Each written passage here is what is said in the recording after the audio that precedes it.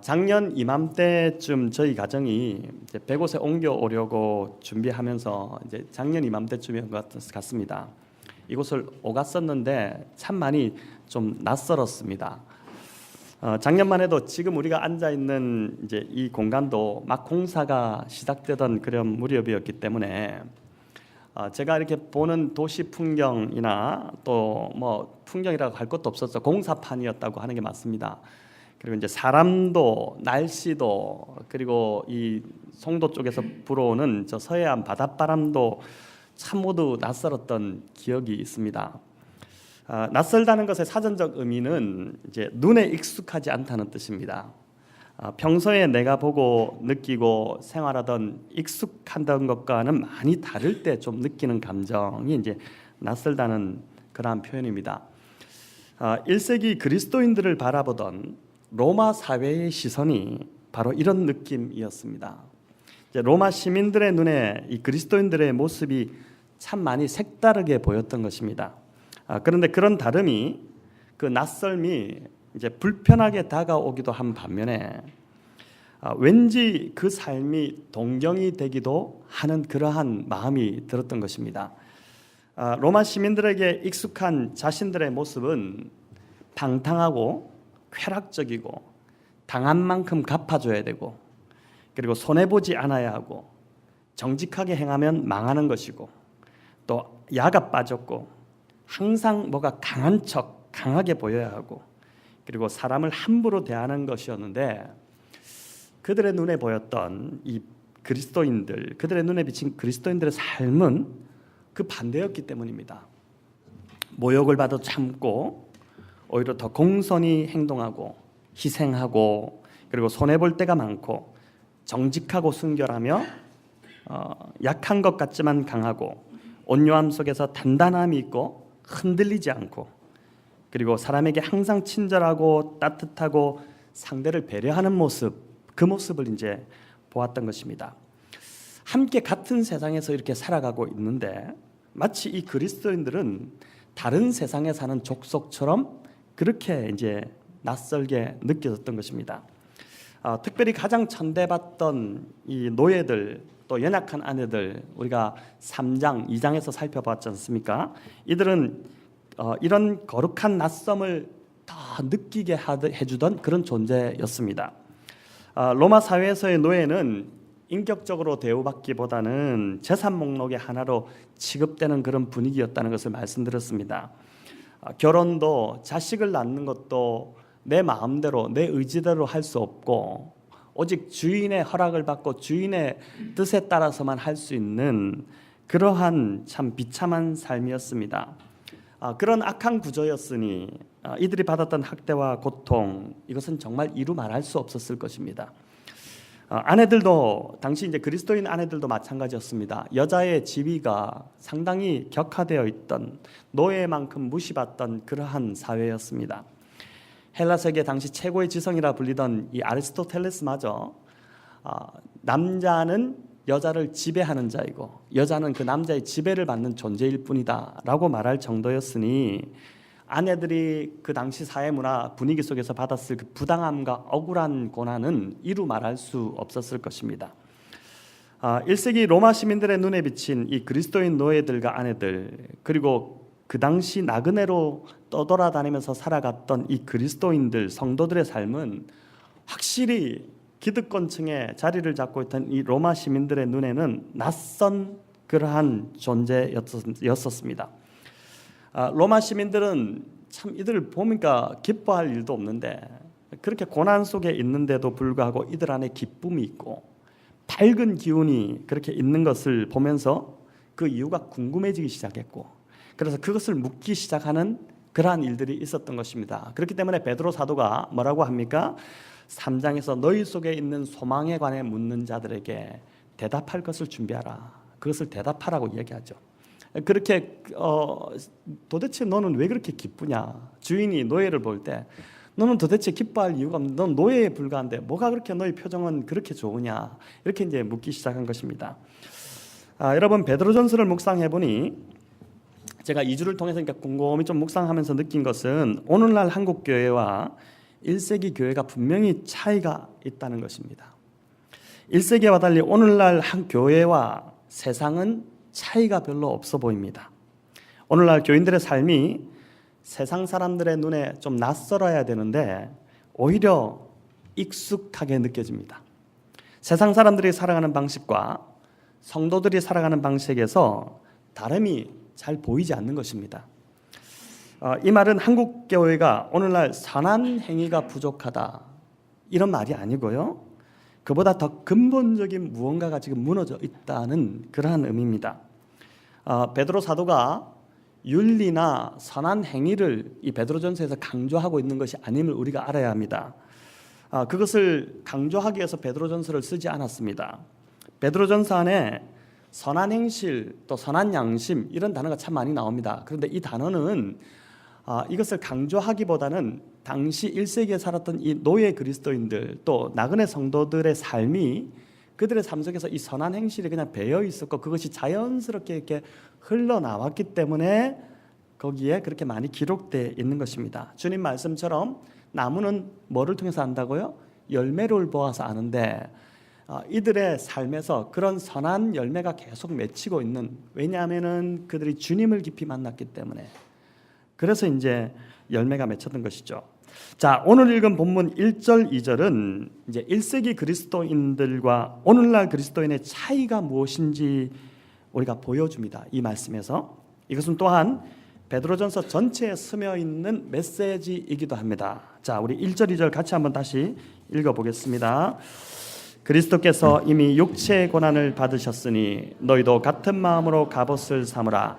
이는 육체의 고난을 받는 자는 죄를 그쳤음이니 그 후로는 다시 사람의 정욕을 따르지 않고 하나님의 뜻을 따라 육체의 남은 때를 살게 하려 함이라. 자, 여러분, 이 구절은 1세기 그리스도인들이 세상 사람들의 눈에 비칠 때 낯설게 보일 수밖에 없었던 두 가지 이유를 여기서 보여줍니다. 첫 번째는 이들이 고난을 자연스럽게 받아들였다는 것입니다. 그리고 두 번째는 하나님의 뜻을 따라서 살았다라는 말씀을 기록하고 있습니다. 자, 여러분, 먼저 고난을 받아들였다는 것에 대해서, 고난을 받아들이는 그 삶에 대해서 한번 살펴보겠습니다. 베드로전서의 키워드는 고난입니다. 고난. 베드로전서에 나타난 1세기 그리스도인들의 삶은 확실히 그들은 고난의 시대를 살았던 사람들입니다. 이들이 고난받은 이유는 예수 믿은 것밖에 없습니다. 예수 믿는 죄로 인해서 받지 않아도 될 시련을 아주 심하게 겪었던 것입니다. 로마 사회에 그냥 동화되어서 얼마든지 잘 살 수 있었습니다. 한 번씩 로마 신들에게 제의를 드리는 그 의식, 제사에 참여해서 함께 그들과 함께 똑같이 드리고, 그 제사가 좀 아주 방탕하고 음란하고 이랬지 않습니까? 그냥 눈 한번 딱 감고 그렇게 드리고 오면 그만이었습니다. 그러면 그렇게 편하게 살 수 있었을 것을, 그런 모든 것을 거부했기 때문에 당한 고난이었습니다. 오늘날 저와 여러분이 예수 믿는 것 때문에 직장에서 쫓겨나고 취직이 잘 되지 않고 불이익이 생기고 차별당하고 그리고 가진 것 빼앗기고 심지어 옥에 갇히는 일들까지 생겨난다면 어떻게 하시겠습니까? 그동안 한국 교회 안에서 우리가 많이 들었던 설교는 예수 믿고 복 받으라는 메시지였습니다. 이게 70년, 80년, 90년대 계속해서 주도했던 또 부흥사 목사님들께서 하셨던 말씀입니다. 주일 성수 잘하고 11조 잘 내고 교회 봉사 잘하면 하나님께서 복 주신다는 그런 메시지였습니다. 새벽 기도회, 금요 기도회 열심히 나와서 하나님께 부르짖으면 기도에 응답하셔서 자녀가 잘 되고 건강의 복, 형통의 복 주신다는 그런 설교였습니다. 하나님께서는 당연히 그의 자녀인 우리에게 복 주시는 것이 맞습니다. 왜냐하면 복 주시기를 기뻐하시는 것이 하나님의 성품이기 때문이죠. 그죠? 문제는 우리가 이런 복에 너무 익숙해져 있다는 것입니다.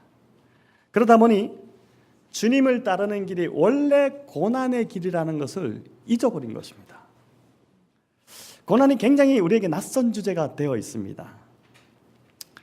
그래서 오늘날 우리는 고난을 잘 받아들이지 못합니다. 고난이 오면 이상히 여겨요. 오늘 이 말씀에 있는 것처럼 우선 드는 생각이 내가 뭘 잘못했나? 그리고 또 아니 내 믿음이 부족한 것인가? 이런 생각을 하게 됩니다. 또 어떤 사람은 고난을 회피하려고만 합니다. 고난을 받아들이지 못하는 것입니다. 자, 이런 우리의 지금의 모습이 1세기 세상 사람들의 모습과 참 비슷했다는 것입니다. 1세기 그리스도인들의 모습이 아니라 1세기 세상 사람들의 모습과 비슷했다는 것이죠. 반면 1세기 그리스도인들은 고난을 있는 그대로 받아들였습니다. 이유는 단순합니다. 찬송가에 나오듯이 주도 고난 당했으니 나도 고난 받는 것이 당연하다는 것입니다. 이것이 바로 고난 가운데서 그들이 즐거워할 수 있었던 이유입니다. 고난이 오면 주님처럼 나도 고난 받는구나, 그렇게 하면서 기뻐했다는 것이죠. 이들은 베드로 사도가 계속 강조했듯이 주님 가신 그 길을 가는 것이 삶의 이유였던 것입니다. 주님 따라가는 것, 주님 고난 당했으면 나도 고난 당하고 주님이 죽임을 당하면 나도 주님처럼 죽는 것이 그들의 삶의 이유였고 목표였던 자들이 1세기 주님을 만나서 이 땅을 살아가던 그리스도인들의 모습이었습니다. 오늘날 우리의 삶과 참 많이 다르다는 생각이 들지 않습니까? 다 그런 건 아니겠지만 어떤 사람은 신앙생활의 목적이 나 잘 되는 것이고 나 복 받는 것입니다. 교회 봉사를 하는 이유도 교회를 잘 섬기면 복 받을 거라는 생각 때문입니다. 우리가 구하는 기도의 내용을 잘 한번 살펴보십시오. 내 기도의 언어가 얼마나 나 중심적인지를, 또 나에게 초점이 맞춰져 있는지를 보게 될 것입니다. 신앙의 중심이 하나님이 아니라 나 자신이 되어 있는 것이죠. 이런 자들에게 고난은 어울리지 않는 단어입니다. 확실히 어울리지 않습니다. 세상도 추구하고 하나님도 추구하려는 두 마음이 있기 때문에 그래서 마음에 정함도 없고 평안함도 없고 그렇게 살아갑니다. 물론 베드로는 고난을 자처하라고 하지 않았습니다. 일부러 고난을 당할 필요는 없다는 말입니다.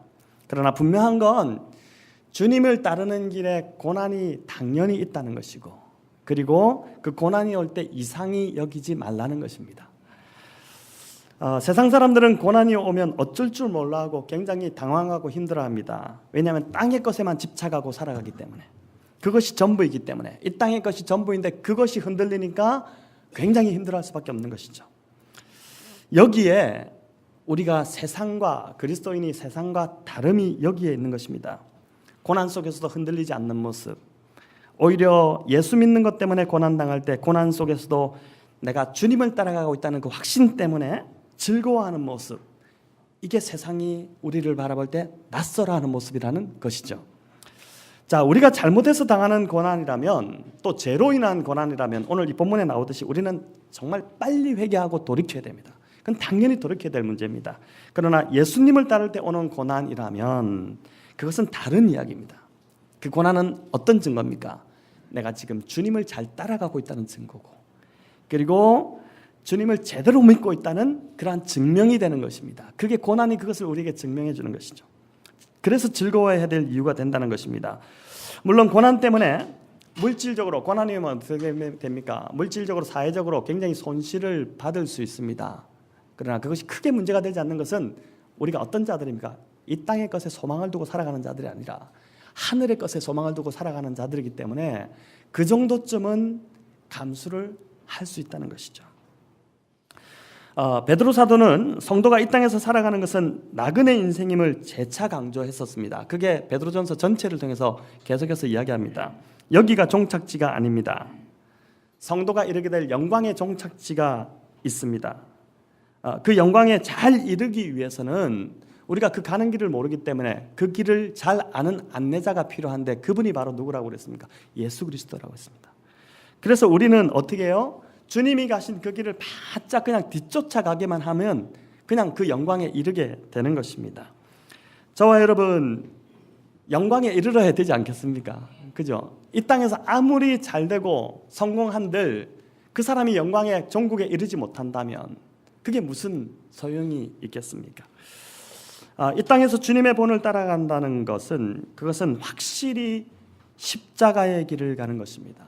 고난의 길입니다. 여러분 그렇게 이해하셔야 됩니다. 주님을 따라간다는 것은 고난의 길이다. 이 땅에서 물론 복 주시기 때문에 잘 될 수 있지만 그러나 그 길은 고난의 길이다. 쉽지 않은 길이다. 주님을 제대로 믿는다는 것은 당연히 고난받을 수밖에 없다. 그러나 분명한 것은 십자가 뒤에 반드시 영광이 있다는 사실을 믿고 걸어가는 것입니다. 자, 이제 또 하나 살펴볼 것은 하나님의 뜻을 따르는 것인데, 1세기 당시 교회 사람들이, 세상 사람들이 교회를 낯설어한 이유는 첫 번째가 뭐라고요? 고난을 받아들이는 그들의 담담한 자세를 보고 낯설었고, 두 번째는 하나님의 뜻을 따르는 삶을 살았기 때문입니다. 자, 우리 본문 2절 다시 한번 읽겠습니다. 그 후로는 다시 사람의 정욕을 따르지 않고 하나님의 뜻을 따라 육체에 남은 때를 살게 하려 함이라. 자, 새벽 설교 시간에도 말씀드렸지만 성도의 삶은 인생을 3막으로 구분할 수 있다고 했습니다. 1막은 예수님 만나기 전 육신에 속해 육신의 욕정을 따라 살았던 때입니다. 오늘 본문 4장 3절 4절에 잘 나타나고 있습니다. 그리고 여기 2절에도 보니까 이제 2막은 예수님을 만난 이후부터 해서 이 땅에서 남은 삶을 살아가는 때입니다. 2절에 보십시오. 남은 때라고 나오죠. 그러니까 남은 삶, 주님을 만난 이후에 이 땅에서의 남은 삶을 살아가는 것을 2막이라고 할 수 있고, 마지막 3막은 하늘나라에서 주님과 함께 영원한 삶, 그 영광에 이르러서 영원한 삶을 살아가는 그 영원의 시간을 말합니다. 세상 사람들은 3막을 믿지 않습니다. 이 땅의 시간이 전부라고 믿고 그렇게 살아갑니다. 그러나 우리는 어떤 자들입니까? 영혼을 믿는 자들이죠. 그렇기에 그리스도인은 항상 어떻게 살아야 됩니까? 종말의 관점에서, 영혼의 관점에서 지금 이 시간을 바라보면서 살아가야 될 사람들입니다. 오늘이란 이 시간은 영혼의 관점에서 바라본다면 그냥 막 살아도 되는 시간이 아니라 영혼을 준비하는 하나의 짧은 시간에 불과합니다. 그렇지 않습니까? 그렇기 때문에 매우 소중한 시간이죠. 세상은 내일이 없기 때문에 오늘에 대한 집착이 굉장히 강합니다. 그래서 하고 싶은 것 다 해야 하고 누릴 것 다 누려야 됩니다.